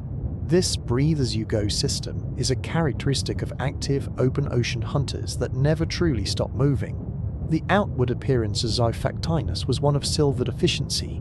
Though the pigments have long since faded, the structure of the scale suggests a silver or white ventral side, the belly, and a darker dorsal side, the back. This common marine camouflage, known as countershading, would have made the fish nearly invisible from both above and below in the clear, sunlit waters of the Cretaceous. It was a giant wrapped in a cloak of liquid light, a masterpiece of soft tissue and bone perfectly synchronized with the physics of the sea. As we visualize this silver giant gliding through the prehistoric depths, we see the culmination of millions of years of evolutionary refinement. Every scale and every muscle fiber served the singular goal of movement. However, the world that shaped Xiphactinus was not eternal. In the final chapters of our journey, we must look at the closing of the Cretaceous era. In the next chapter, we will examine the environmental shifts that led to the eventual disappearance of the Western Interior Seaway and the end of the great fish's reign. The era of Xiphactinus was inextricably linked to the existence of the Western Interior Seaway. As the Late Cretaceous progressed toward the Maastrichtian stage, the geological forces that had created this vast inland sea began to reverse. The Earth's crust, once submerged under the weight of the subtropical waters, started a slow and inexorable process of uplift. This tectonic movement, known as the Laramide orogeny, was the beginning of the formation of the Rocky Mountains. As the land rose, the basin that held the seaway began to tilt and shallow, forcing the waters to retreat toward the Gulf of Mexico and the Arctic Ocean. This retreat was not a sudden catastrophe, but a gradual transformation that occurred over several million years. For Xiphactinus, this meant a steady reduction in its primary habitat. The vast open pelagic zones where it had roamed for generations were slowly replaced by restricted, shallower channels and increasing coastal influences. The clear, calm waters of the Niobrara were replaced by more turbulent, sediment-heavy environments as the rising mountains to the west shed debris into the shrinking basin. This increased turbidity likely interfered with the visual hunting strategies of Xiphactinus, which relied on clear water to identify prey from a distance. As the seaway narrowed, the ecological dynamics of the region shifted. The stable, warm temperatures of the massive water body began to fluctuate more wildly. Shallow water heats and cools much faster than a deep, buffered sea, leading to seasonal temperature swings that the great fish was not evolved to handle. Furthermore, the shrinking of the seaway reduced the available area for the trillions of coccolithophores that formed the base of the food web. The snowfall of carbonate mud slowed, and the primary productivity of the region began to wane, putting immense pressure on the large-scale predators at the top of the chain. The loss of habitat also increased competition for remaining resources. Xiphactinus found itself squeezed into smaller territories alongside mosasaurs and sharks, leading to more frequent and more desperate interspecific conflicts. In this changing world, the massive size of Xiphactinus, once its greatest advantage, became a burden. Larger animals require more consistent food sources and higher oxygen levels, both of which were becoming harder to find in the fragmented, shallowing pools of the disappearing seaway. The environmental envelope that had allowed Xiphactinus to thrive was closing. By the time the seaway had retreated completely from the interior of the continent, Xiphactinus had vanished from the fossil record of North America. The chalk beds that had preserved its history were now high and dry, becoming the bluffs of the Great Plains. While members of the Icthiodectidae family persisted in other parts of the world's oceans for a time, the golden age of the great fish in the heart of the continent had ended. The geological stage had been dismantled, and the actors were forced to follow the retreating tides into an uncertain future. The closing of the seaway serves as a reminder of the fragility of even the most dominant marine species. Xiphactinus was a masterpiece of its environment, but it was also a prisoner of it. When the water left the land, the fish could not follow. In our next chapter, we will follow the lineage toward its final conclusion, examining the global factors of the end Cretaceous extinction that ultimately silenced the fish biters forever. The final chapter in the history of Xiphactinus and the Icthiodectidae family is set against the backdrop of the Cretaceous Paleogene (KPG) extinction event approximately 66 million years ago. While the retreat of the inland seas had already diminished their local populations, the global lineage faced a definitive challenge as the Mesozoic era drew to a close. This transition was marked by a sudden and profound disruption of the Earth's biosphere, triggered by a combination of massive volcanic activity in the Deccan Traps and the impact of a large asteroid in the Yucatan Peninsula. For the great fish, the resulting environmental collapse was an obstacle that even 90 million years of evolutionary success could not overcome. The primary driver of extinction for large marine predators like Xiphactinus was the collapse of the oceanic food web at its most basic level. The sudden injection of dust and aerosols into the atmosphere blocked sunlight for an extended period, halting photosynthesis in the world's oceans. The coccolithophores and other phytoplankton, the microscopic organisms that had provided the snowfall of the Niobrara, died off in massive numbers. As the primary producers vanished, the energy supply for the entire ocean was severed. The small fish that fed on plankton disappeared, leaving the apex predators like the Icthiodectids without a viable source of sustenance. Furthermore, the KPG event caused a significant drop in ocean pH, known as ocean acidification. This chemical shift was particularly devastating to organisms with calcium carbonate structures. For the teleost fish, the disruption of the carbonate cycle made it difficult to maintain the high mineral density of their skeletons and inhibited the development of their larvae. Xiphactinus, with its massive, highly ossified frame, required a stable chemical environment to support its growth. In an acidified and nutrient-poor ocean, the energetic cost of being a 6-meter-long bony fish became unsustainable. The fossil record shows a clear extinction horizon. Below the KPG boundary, the diversity of the Ichthyodectiformes remains evident. Above it, they are entirely absent. Unlike some lineages of smaller, more adaptable fish that survive by inhabiting deep-sea refuge or freshwater systems, the specialized pelagic nature of Xiphactinus left it with nowhere to go. It was a creature of the open, sunlit layers, the very environment most affected by the post-impact winter. The specialized mechanics of its jaw and its high-speed anatomy, which had served it so well for millions of years, were useless in a sea that had fallen silent. As the dust eventually settled and the oceans began to recover in the early Paleogene, a new world emerged. The niches once held by Xiphactinus and the great marine reptiles were vacant, eventually to be filled by sharks and, much later, by marine mammals. The era of the great fish had passed into the realm of geology.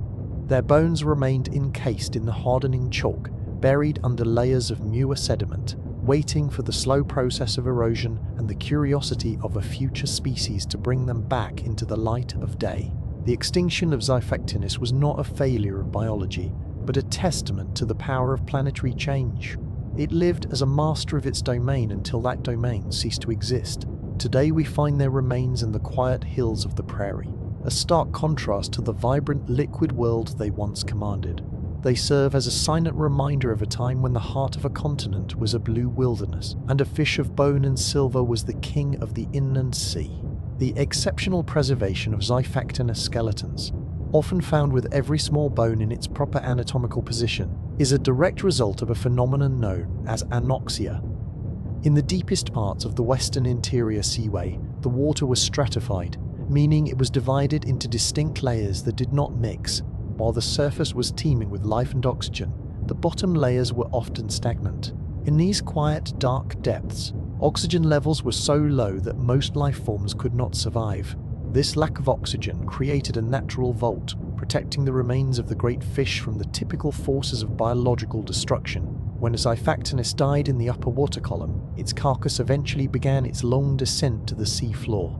In a typical oceanic environment, scavengers like crabs, sharks, and smaller fish would have intercepted the body, tearing it apart and scattering the bones. However, as the carcass entered the anoxic zone near the bottom, it passed a biological barrier. The scavengers that would usually consume the flesh and disarticulate the skeleton could not enter these oxygen-depleted waters. Consequently, the Xiphactinus landed on the soft carbonate mud, entirely intact, coming to rest in the same posture it held during its final moments. Once on the seafloor, the remains were further protected by the absence of bioturbation. In oxygen-rich environments, worms and other burrowing organisms constantly churn the sediment, a process that can break apart and dissolve fragile bones. In the anoxic zones of the Niobrara Sea, these burrowers were absent. The sediment remained perfectly still, allowing the microscopic snow of coccoliths to settle gently over the fish. This slow, steady burial encased the animal in a fine-grained cocoon of lime, which eventually hardened into the chalk that preserves the fossils today. The chemical environment of these low-oxygen zones also played a vital role in the mineral replacement of the bone. As the soft tissues slowly decayed through the action of specialized anaerobic bacteria, minerals from the surrounding seawater and sediment began to seep into the porous structure of the bones. This process, known as permineralization, replaced the original organic material with stable minerals like calcium carbonate and silica. This transformation turned the skeleton into a stone replica that retained the exact shape and internal structure of the living bone, right down to the microscopic channels that once held blood vessels. The result of this localized anoxia was what paleontologists call a Lagerstätte, a sedimentary deposit that exhibits extraordinary fossil preservation. It is because of these stagnant, oxygen-poor pockets that we can see the contents of a Xiphactinus stomach or the delicate rays of its fins. The very conditions that made the seafloor inhospitable to life were the same conditions that ensured the immortality of the creatures that fell into it. The quiet of the anoxic zone acted as a preservative, stopping the clock of decay and allowing the history of the Cretaceous to be etched into the stone. As we look upon an articulated Xiphactinus skeleton today, we are seeing the direct result of this prehistoric chemistry. The preservation is so complete that it feels as though the fish has only just settled into the mud. This geological silence allows us to study the animal, not as a collection of fragments, but as a complete biological entity. In the next chapter, we will look closer at the vertebral column of Xiphactinus, examining the density and strength of the bones that were so perfectly preserved by the ancient, oxygen-free deep. The structural integrity of Xiphactinus was anchored by a vertebral column of immense strength and density. In the world of teleost fish, the spine functions as a central mast, providing a rigid yet flexible axis upon which the entire muscular system operates. The vertebrae of Xiphactinus were not the delicate translucent structures found in smaller modern fish. They were thick, heavy discs of solid bone. Each vertebrae featured a deep amphicolous shape, meaning both the front and back surfaces were concave, resembling a spool of thread. This geometry allowed for the insertion of tough cartilaginous pads between the discs, providing the shock absorption necessary for high-speed swimming. The density of these bones was a critical adaptation for a 6-meter-long predator, as the powerful trunk muscles contracted to propel the fish forward. The spine was subjected to massive compressive forces.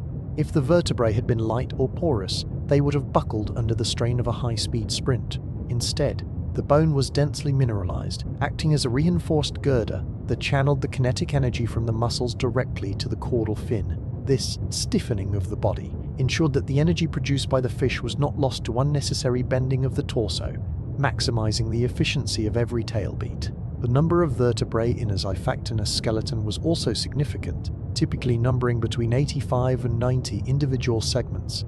This high count provided a fine degree of control over the body's curvature, while the front half of the spine was relatively rigid to support the massive head and internal organs. The posterior section leading to the tail was more flexible. This allowed for the carangiform motion discussed in previous chapters, where the undulation of the body increases in amplitude toward the rear.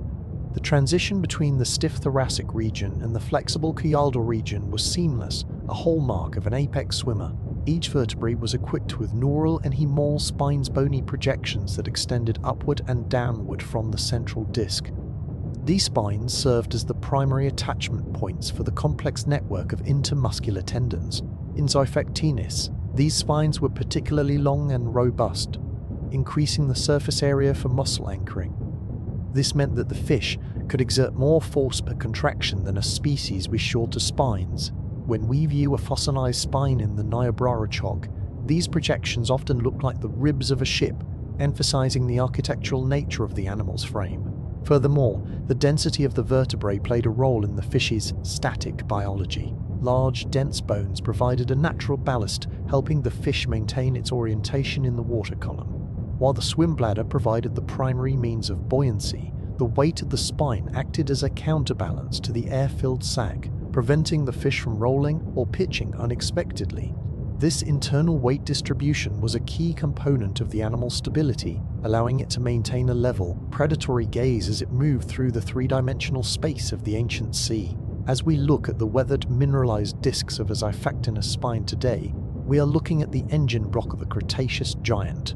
The strength of these bones is what allowed the great fish to push the limits of what was possible for a bony organism.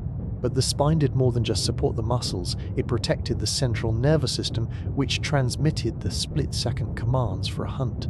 In the next chapter, we will explore the late Cretaceous seasonality and how these biological systems responded to the changing rhythms of the ancient year. While the Western Interior Seaway is often characterized by its stable subtropical warmth, it was not immune to the cyclical rhythms of the Earth's orbit. The Late Cretaceous was a greenhouse world, but it still experienced seasonality, subtle shifts in temperature, light, and current that dictated the behavior of every organism within the basin. For Xiphactinus, these seasons were marked by the ebb and flow of nutrients. During the longer days of the Cretaceous summer, the increased solar radiation triggered massive blooms of phytoplankton. This surge in primary productivity rippled up the food web, creating a season of abundance where schools of prey were larger and more frequent. Evidence for this seasonality is recorded within the very bones of the fish. Much like the rings of a tree, the vertebrae and scales of Xiphactinus exhibit annuli, concentric growth rings that reflect the animal's metabolic rate over time. Wide, translucent bands indicate periods of rapid growth during the summer, when water temperatures were at their peak and food was plentiful. Conversely, narrower, more opaque bands represent the winter months. During these cooler periods, the metabolic rate of the great fish would slightly decelerate, and the calcification of the bone became more dense as growth slowed. This internal calendar confirms that Xiphactinus lived a life synchronized with the solar year. The changing seasons also influenced the movement of water within the seaway. During the transition into the cooler months, the surface waters would begin to cool and sink, a process that encouraged upwelling.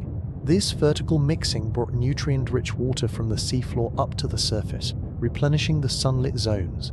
For a pelagic hunter like Xiphactinus, these seasonal shifts in water density and nutrient distribution likely dictated its migratory patterns. It would follow the moving fronts of productivity, ensuring it remained in waters where the concentration of prey was highest. Seasonality also played a role in the reproductive cycles of the Niobrara's inhabitants. While specific fossil evidence of Xiphactinus spawning remains elusive, many modern large teleosts synchronize their breeding with seasonal peaks in plankton to ensure their larvae have immediate access to food. The calm, protected bays along the eastern and western coasts of the seaway may have served as seasonal nurseries.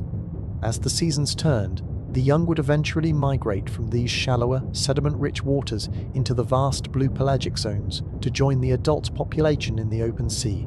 The weather patterns of the Late Cretaceous added another layer to this seasonal rhythm. The warm climate was prone to significant storm systems and hurricanes that would sweep across the inland sea. These events could temporarily disrupt the stratification of the water column, churning the soft carbonate mads of the bottom and oxygenating the deeper layers. While these storms were transient, they were a fundamental part of the environmental reset that occurred each year. For Xiphactinus, a creature of the open water, these storms were likely navigated by descending into the deeper, calmer layers until the surface turbulence subsided. As we observe the quiet, fossilized remains today, it is easy to forget that these animals lived in a world of constant change. The great fish was a masterpiece of adaptation, capable of thriving through the heat of the summer and the relative lean of the winter. Its biology was a flexible response to the heartbeat of the planet. But even with this seasonal resilience, Xiphactinus remained a specialist of the clear, open water. In the next chapter, we will look at the ocular anatomy of the species, exploring how its vision was fine-tuned to capture the shifting light of the Cretaceous seasons. The sensory world of Xiphactinus was primarily a visual one. In the clear, subtropical waters of the Western Interior Seaway, light was the most reliable source of information. The great fish possessed remarkably large orbital cavities, which held eyes that were likely the size of small grapefruits. This ocular scale was a specialized adaptation for the epipelagic zone, the uppermost layer of the ocean where sunlight is abundant. In this realm, being able to detect the flash of a silver scale or a dark silhouette against the surface was the difference between a successful hunt and a day spent in hunger. Evidence of the eye's internal structure is found in the form of sclerotic rings, a circular series of small, overlapping bony plates bound within the orbit. These rings are not present in most modern fish, but are common in prehistoric marine reptiles and large teleosts. Their primary function was to maintain the shape of the eye against the pressure of the water and the physical strain of high-speed swimming. Because Xiphactinus was a pursuit predator, its eyes were subjected to significant force as it accelerated. The sclerotic rings acted as a structural brace, ensuring that the lens remained perfectly positioned to focus light onto the retina. Even during a violent strike, the placement of the eyes on the sides of the head provided Xiphactinus with a nearly 300-degree field of view. This lateral positioning is a hallmark of animals that must monitor a vast three-dimensional space for both opportunities and threats. While it likely had a small blind spot directly behind it, its forward-facing vision was sharp. As it approached a school of Gillicus, it could track multiple targets simultaneously, using the high contrast light of the sunlit zone to identify the weakest or most isolated individual. The short, blunt snout of Xiphactinus further reduced any visual obstruction, giving it a clear line of sight to its prey. The quality of light in the Niobrara Sea was unique. Because the water was filtered by its distance from the shore and the presence of trillions of coccolithophores, it acted like a giant prism. Sunlight would penetrate deep into the water column, scattering into a soft, blue-green hue. The eyes of Xiphactinus were likely tuned to this specific spectrum. It is probable that the retina was densely packed with rod cells, which are highly sensitive to low light and movement. This would have been particularly useful during the crepuscular hours of dawn and dusk, when light levels are low but the silhouettes of prey are most visible against the surface. Furthermore, the large size of the eyes allowed Xiphactinus to operate in the twilight or mesopelagic zone. While it was primarily a surface dweller, it may have dived to deeper, dimmer levels to follow prey or avoid the heat of the midday sun. In these darker waters, the ability to capture every available photon of light was a massive advantage. The ocular anatomy of the fish suggests a creature that was never truly limited by darkness within its shallow sea, using its vision to maintain a constant, vigilant presence in the water column. As we visualize this giant moving through the prehistoric blue, we see the importance of its gaze. The eyes were the primary interface between the fish's powerful brain and the vastness of its world. They provided the data that the muscles and fins translated into action. But vision was only one part of the navigation puzzle. To maintain its position in a world without landmarks, Xiphactinus also required a sense of balance and orientation. In the next chapter, we will explore the internal ear and the otoliths, the hidden tools that kept the great fish upright in the ancient sea. Beneath the dense bony plates of the skull, Xiphactinus possessed a delicate and highly sophisticated internal navigation system. In an environment without fixed landmarks, the great fish required more than just sight to understand its position. It needed a sense of balance and an awareness of the acoustic energy vibrating through the sea. The auditory system of Xiphactinus was housed within the neurocranium, centered around the inner ear. This system was not for hearing the way a land animal hears, but for detecting the physical movement of the water itself and the sounds of the creatures within it. The most significant components of this system were the otoliths, small dense stones of calcium carbonate located within the inner ear chambers. These stones functioned as biological gravity sensors. Because the otoliths were much denser than the surrounding fish tissue, they lagged behind slightly as the fish accelerated, dived, or rolled. This lag caused the stones to press against specialized sensory hair cells, sending immediate signals to the brain regarding the fish's orientation. For an animal that could reach lengths of 6 meters, maintaining a perfect horizontal plane was essential for efficient hydrodynamics, and the otoliths provided the constant feedback necessary for these micro-adjustments. These ear stones are also of immense value to modern science. Otoliths grow throughout a fish's life, adding layers of calcium carbonate that act like a chemical diary. In Xiphactinus, these stones were robust and are frequently found preserved in the Niobrara Chalk. By studying the isotopic composition of these layers, researchers can determine the exact temperature of the water the fish inhabited at different stages of its life. They reveal a history of migration, showing when the fish moved into deeper, cooler waters and when it returned to the warm surface. The otoliths were not just tools for balance. They were a biological record of a life spent in motion. Sound in the Western Interior Seaway traveled faster and further than it does in air, making the auditory sense a long-range detection tool. Xiphactinus did not have external ears, but its entire body acted as a conductor. Sound waves would pass through its flesh and strike the dense bones of the skull, eventually reaching the fluid-filled inner ear. Low-frequency vibrations such as the rhythmic tail beats of a large shark or the chaotic thrashing of a wounded Gillicus would be particularly clear. This allowed Xiphactinus to hear the presence of other animals long before they entered its field of vision, giving it a distinct tactical advantage in the open water. The semicircular canals, which worked in conjunction with the otoliths, were relatively large in Xiphactinus. These fluid-filled loops were responsible for detecting angular acceleration, the sensation of turning. Because Xiphactinus was a pursuit predator capable of sudden sharp pivots during a hunt, its vestibular system had to be incredibly responsive. The large size of these canals indicates that the fish had a high degree of spatial awareness, allowing it to execute complex maneuvers without becoming disoriented. Its brain was constantly integrating these signals, ensuring that the grating fish remained the master of its own momentum. As we visualize this giant cruising through the prehistoric depths, we realize that it was never truly in a void. It was surrounded by a world of sound and pressure, a symphony of vibrations that it could read with surgical precision. Its auditory system was the silent guide that kept it upright and aware. However, while these internal systems provided the data, the fish still had to manage its density to stay at the right depth. In the next chapter, we will look at the mechanism of buoyancy and how Xiphactinus maintained its position in the water column without sinking to the chalky floor. For a bony fish the size of Xiphactinus, the constant battle against gravity was a matter of metabolic survival. Unlike the prehistoric sharks that shared the Niobrara Sea, which relied on oily livers and constant swimming to stay afloat, Xiphactinus belonged to the teleost lineage, which utilized a more sophisticated internal system, the swim bladder. This gas-filled sac, located in the dorsal portion of the body cavity, just beneath the vertebral column, acted as a biological buoyancy compensator. It allowed the great fish to achieve neutral buoyancy, meaning it could hang suspended in the water column without expending a single joule of energy to keep from sinking.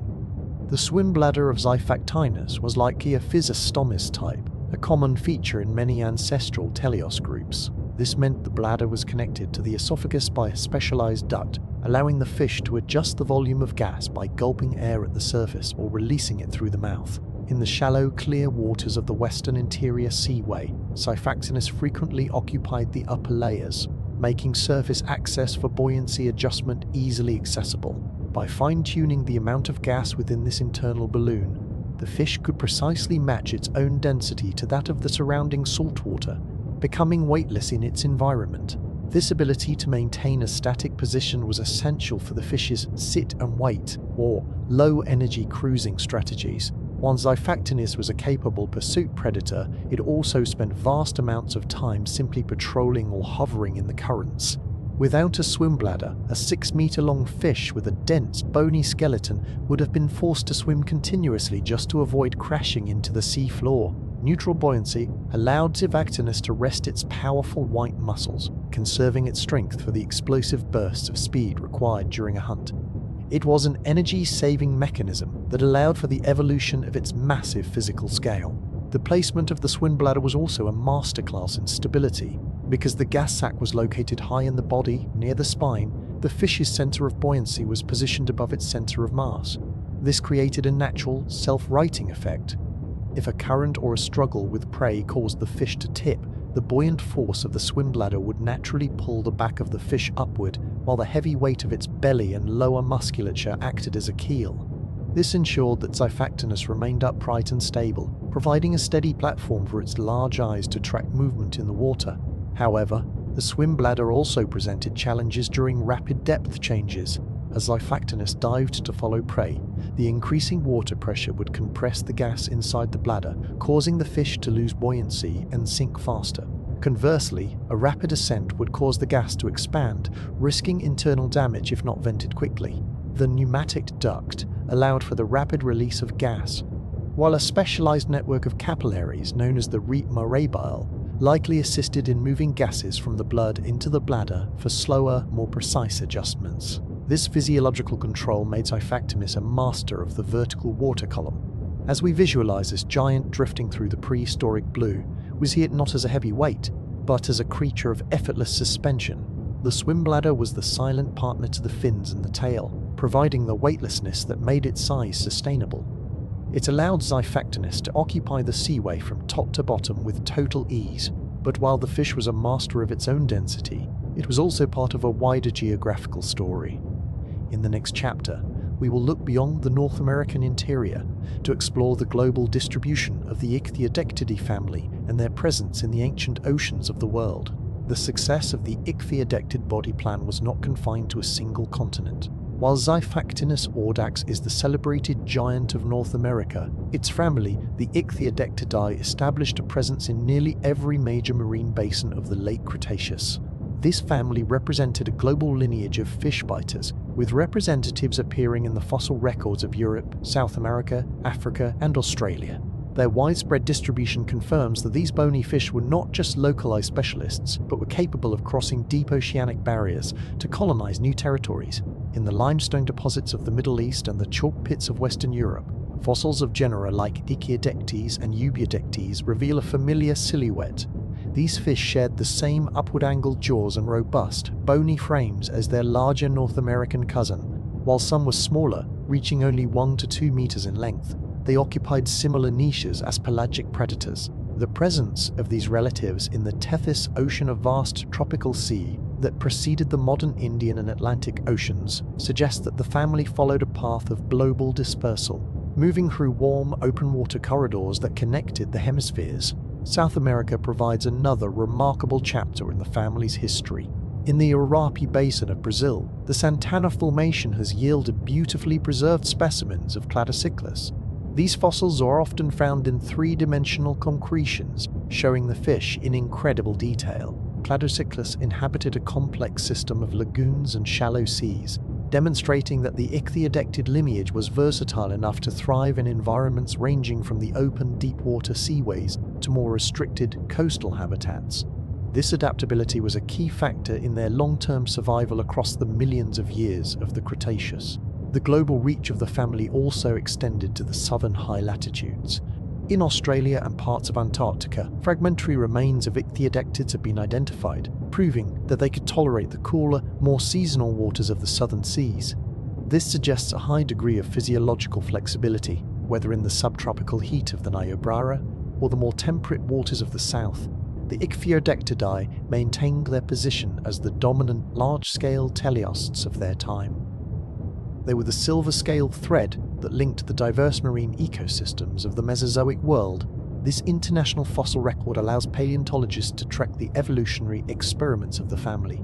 By comparing specimens from different regions, scientists can see how various genera adapted their tooth structure or body proportions to suit local prey. However, despite these minor variations, the fundamental architecture remained remarkably consistent.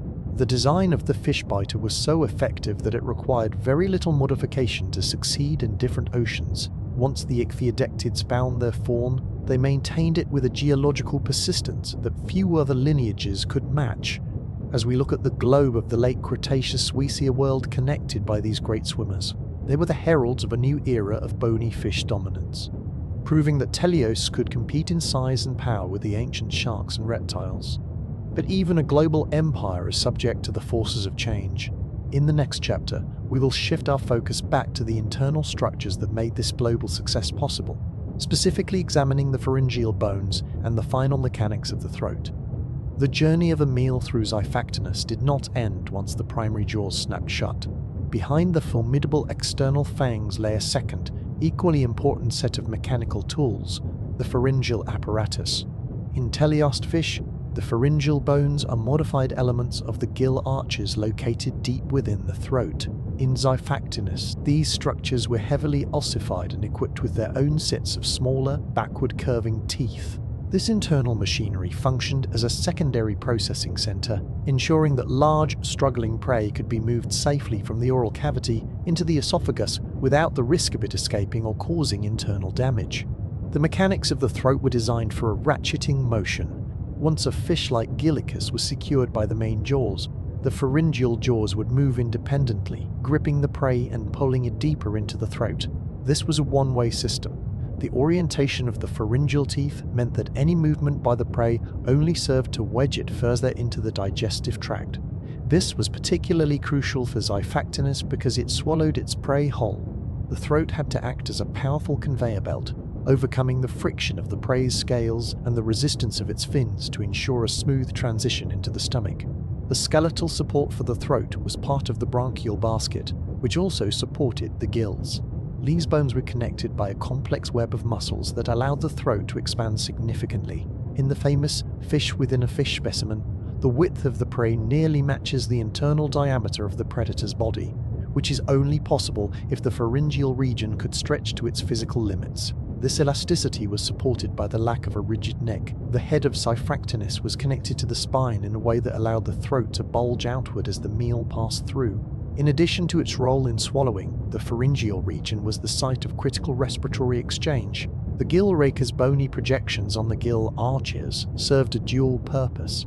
They protected the delicate gill filaments from being damaged by large pieces of food, and they helped to direct water flow efficiently. As Xiphactinus swam, water was forced into the mouth and through these pharyngeal passages, where the oxygen was extracted. This dual functionality of the throat as both a high-volume intake for food and a high-efficiency engine for respiration was the key to sustaining the fish's massive metabolic needs. The study of these deep internal bones reveals a high level of specialization. The density of the pharyngeal teeth suggests a diet that included not just soft-bodied fish but also organisms with tougher exterior defenses. By having a secondary grasper in the throat, Xiphactinus reduced the amount of time its mouth remained open and vulnerable during a hunt. It could secure a meal and return to a streamlined, closed-mouthed swimming posture as quickly as possible, maintaining its hydrodynamic efficiency even while the process of ingestion continued internally. As we visualize the internal workings of this ancient giant, we see a creature where every inch of the anatomy was dedicated to the pursuit and processing of energy. The throat was the final gatekeeper, the bridge between the external world of the hunt and the internal world of digestion. But the history of Xiphactinus is not just found in its bones and teeth. It is also found in the chemical traces left behind in the sediment. In the next chapter, we will look at the coprolites, the fossilized waste that provide a different kind of evidence for the diet and health of the great fish.